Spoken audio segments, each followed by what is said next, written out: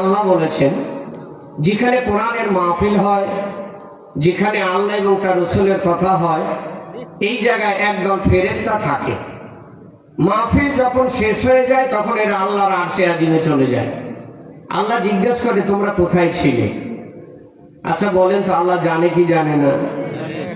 ফেরেশতারা কি নিজের বাক স্বাধীনতায় কোনো কাজ করে আল্লাহর আদেশ ছাড়া?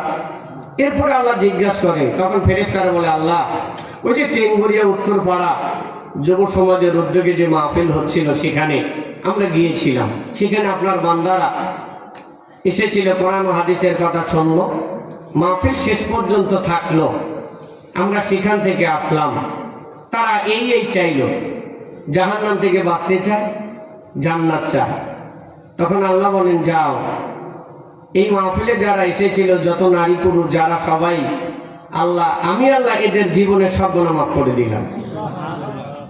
একটা মাহফিল আব্দুল্লাহ যত আলোচনাই করেছে, আগের বক্তা আলোচনা করেছেন, মাদানী সাহেব আলোচনা করেছেন, আমিও আল্লাহর খাস মেহেরবানিতে আমার টোটাফাটা জ্ঞানে বিদ্যা বুদ্ধি নেই, আপনারা দাওয়াত করেন, আল্লাহ তৌফিক দেয়, তাই কিছু কথা বলি।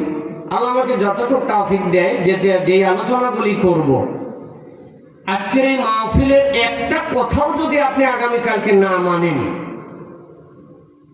তারপরে ওই মাহফিলে আসার কারণে আল্লাহ আপনার এই মাহফিলকে উপলক্ষ করে, কোরআনকে ভালোবাসার কারণে, ধৈর্য ধরে এখানে বসে থাকার কারণে আপনাকে বাড়ি থেকে আল্লাহ, মাহফিল থেকে আল্লাহ বাড়িতে ওইভাবে বিদায় করবেন যেইভাবে আপনার মা আপনাকে দুনিয়ায় প্রসব করেছিল। এটা মাহফিলের বরকত।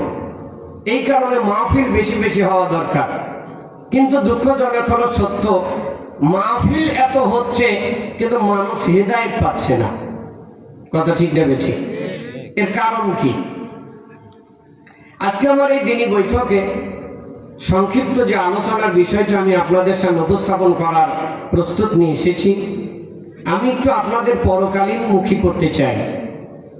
কারণ দিন যত যাচ্ছে ততই মানুষের অন্তর থেকে পরকালীন চিন্তা চেতনা বিদায় নিয়ে চলে যাচ্ছে।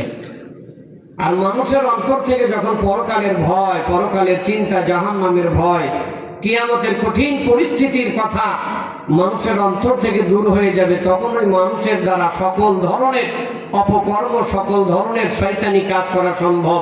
জয়গণ কথা ঠিক নেবে ঠিক? যার বাস্তবতা কিন্তু আমরা এখন দেখতে পাচ্ছি।